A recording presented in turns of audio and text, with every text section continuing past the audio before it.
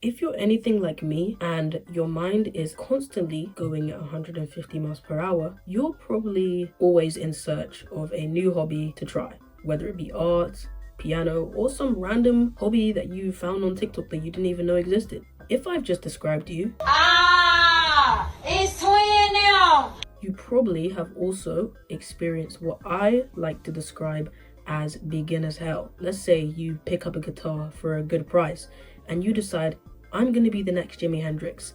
And you decide, I'm ready. hey, I'm gonna do this. I'm gonna sit down, I'm gonna learn, and I'm gonna be amazing. You sit down, you find a tutorial, you try to strum along, and you realize that you suck. You're terrible. And then, like any other rational person, you quit, because why would you continue with the suffering? You wonder how anyone can enjoy the excruciating pain of your fingertips against metal guitar strings. Beginner's hell is something I am all too familiar with. It happened to me multiple times through my childhood and through my late teens, which I'm still in technically. But I think one day I just decided that I wasn't gonna do this anymore, and I just stopped. I decided I'm not gonna quit something that I start, and I'm just gonna follow through, at least for a little bit. I stopped giving up, I stopped trying to be the next best thing, and I just decided to follow through. And it wasn't easy, and I still have times where I give up out of frustration, but I have managed to reduce the habit to a minimum, and I hope I can help you reduce it as much as possible too. Now, throughout my life, I've tried countless hobbies: guitar, piano, football, ballet, tap dancing. You name the hobby, I've done it, and I've probably quit multiple times. But a lot of these hobbies I actually still participate in today. But why? Why would I continue with something that I'm actively bad at? Why would I put myself through the pain of listening to me play the same piano piece over and over again, seemingly getting worse each time? Why would I continue that? Before I get into how to continue and follow through with hobbies that we're bad at, we kind of have to understand why we quit in the first place. So there can be a multitude of reasons why people quit, and one of them could just be that you don't have time. We have finite time on this earth, I understand. Sometimes you quit a hobby due to lack of time. It also could be that you just don't enjoy the hobby anymore, which I think is completely fine. But for me personally, the one reason that I keep coming back to is comparison. I would actively partake in a hobby, see someone else better than me, and think, well, I'm progressing too slowly, I should just give up, it's over. Now, slight tangent, I'm not here to self-diagnose, but I am 95% sure I have ADHD or autism or something like that. For reference, I get extra time in exams. My brain is on 100 miles per hour every single second of the day. I hyper focus on everything. The list goes on. I'm not here to list all of my symptoms, but I'm just explaining this to say that school was a hellish experience for me. Not in terms of socials necessarily, but in terms of work and academics. Now, I promise this tangent is relevant. Talking about school, I think, will lead us back to the point I'm trying to make, because school is something that not everybody's good at, and a lot of people would disagree because they don't see the countless hours of tears and self-depreciation behind the good grades. But to put it simply, school was a drag. It felt like I had to put in 10 times the work just to get mediocre results. Now, we're straying away from hobbies a little bit, but this question kind of links to doing stuff even though you're bad. Like, why do we do anything even though we're bad? Why do we go to school despite finding it challenging? Why do we study despite seeing no improvement? Why do we socialize and talk to people even though we see ourselves as socially awkward and inept teenagers? Well, the simple answer, I think, is that we know deep down that taking part in these activities are supposed to enrich our lives, and even though they're hard in the short run, we see how it helps other people. So we know that if we partake in these things, our lives will become better too. It's that simple. It's obvious why we should do well in school. It's obvious why we should socialize because of how we feel after. It's obvious why we should eat healthy or go outside, get fresh air. What's not obvious all the time is why partaking in certain hobbies is good. Yes, playing piano is cool and you can show off to people. It's not as easy to see why we should do it. And I think that's what makes following through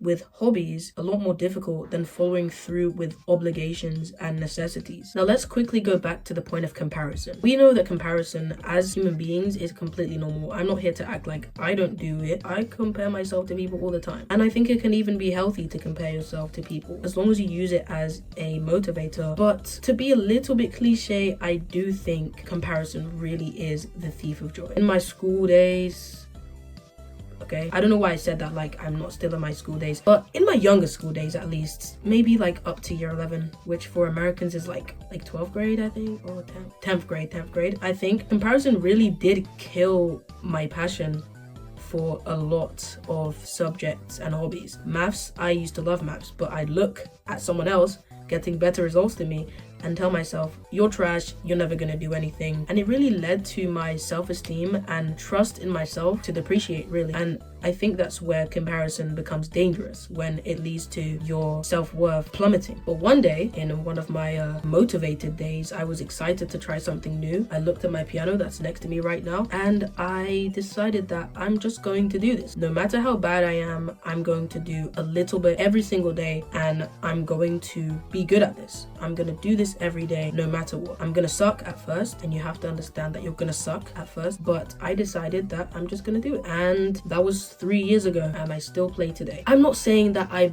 immediately committed and became Mozart. Obviously not. I've only really become consistent in the past year maybe, but I did do it, and that was something I needed. It proved to myself that I can follow through on things, and it really did trickle down into other parts in my life. And I think that's why it's important to do things regardless of if you're bad, because it's evidence to yourself that you can do this. Now, to get to the main point of how to do stuff even when you suck, how did I continue with piano even though I started off being trash at the beginning? Well, I kind of just put it down to delusion, really. And what gave you the confidence? Delusion.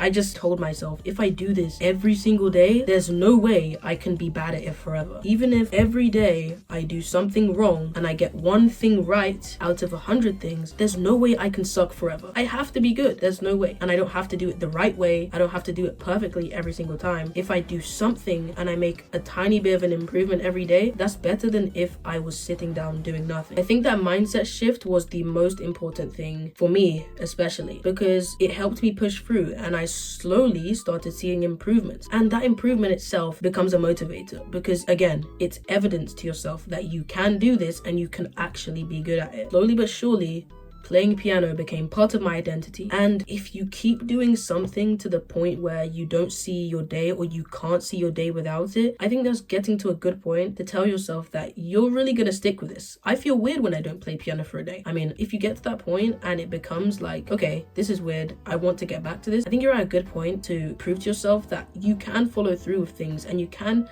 make it part of your identity. And kind of making it part of your identity means that you're less likely to stray away from it, because instead of it just being something you do, it's kind of something you are in a weird way. Now, obviously there'll be some days you're just not up for it, and taking breaks is very, very important. But when I decided that I was going to play piano, I just said, I'm just gonna be consistent. And consistent doesn't have to be every day. 4 times a week is better than no times a week. 3 times a week is better than no times. Even once a week is better than no times a week. But I decided to myself, at least 6 to 7 times a week, I'm gonna do this. No matter how bad I am, I'm just gonna do what I can and take it one step at a time. Now, underneath all that yap was just me saying, try and be consistent. Now, consistency is one thing, but I think I achieved it through sheer brute force, which I definitely do not recommend. It led me to burnout in the first year, but I did eventually come back to it. I want to give you a better way to be consistent, and I've started to implement this in the first or in the final few years, the most recent few years that I play piano, so I can tell it does work, or at least it worked for me. So how do you become consistent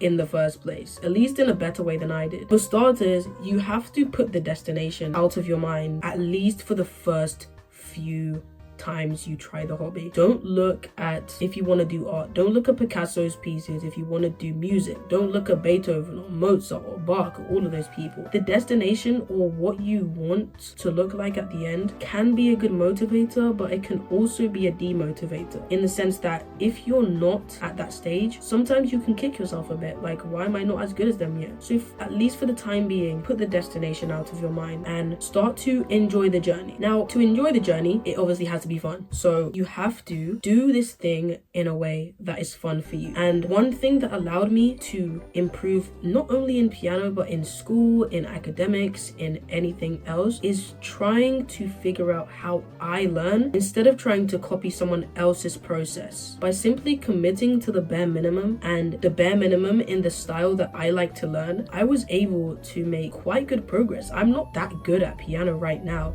but if I look at myself 3 years ago, I was trash. So any improvement is better than no improvement. By committing to the bare minimum, I was able to do better than I ever saw myself doing. Even if I sat down and played one note, I count that as progress. If I sat down and I did one flashcard, I count it as progress. I've recently started drawing again. Even if I sit down and I draw an eye, that's progress. I play drums. If I play one funky rubbish beat for the day, it's progress. And I counted it. And I stopped beating myself up and trying to do too much in one day and putting too much on my plate, because that is a recipe for burnout. By doing too many things at a time, you're trying to accelerate your pace. I get it. You try to do more so that you can improve faster. But I think that a snail's pace is better than no movement at all. So if you can commit just a little bit, it's better than trying to do a bunch of stuff at the same time and falling off and not doing anything. Now, like I said, this mindset bled over into other parts of my life. I started doing well in school. I did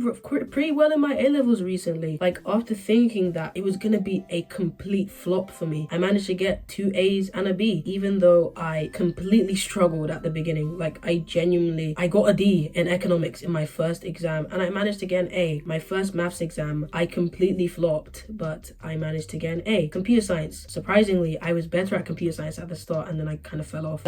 I don't know what that was for, but it's just to say, commit to one thing. It will kind of teach you, again, evidence. You're building evidence that you can do this. You have to prove to yourself that you can follow through on something. At the start, you're working on nothing. You think, I'm just this unmotivated, I'm lazy, I can't do anything. So it's up to you to prove to yourself that you can do something. Now, if I can get AAB in my A-level exams when I started off with like C's and D's, anybody can do it. I am not that smart. I definitely do not think I'm naturally intelligent. I was enraged by naturally intelligent people. I would scoff at the people that could do half the work as me and get double the results. So if I can do it, anybody can do it. And I'm telling you this personally, I'm not smart. I wouldn't consider myself naturally gifted. The final thing I want to say though, I know I've been talking about how to push through things despite not being good. I do want to say that quitting is completely fine. If you give something a fair shot, you figure out you don't like it, and you're not enjoying the journey or the process anymore, quitting or even taking a short break is completely fine. Life is way too short to be doing stuff you don't like in your free time. And I'm not here to tell you to push through something despite not liking it. My point was more to do stuff despite not being good. Overall, my main point is just to try before you drop something. So yeah, I hope I could inspire you to pick up that dusty guitar from the corner and push through despite the pain. It does get better. I don't play guitar that much anymore, but please, especially for guitar, the pain at the start is awful, but it will get better the more you do it, and everybody has to start somewhere. Even if you suck now, if you do it every day and you improve a little bit every day, you can't be bad forever. At least that's my mindset. So try before you quit. Thank you for watching.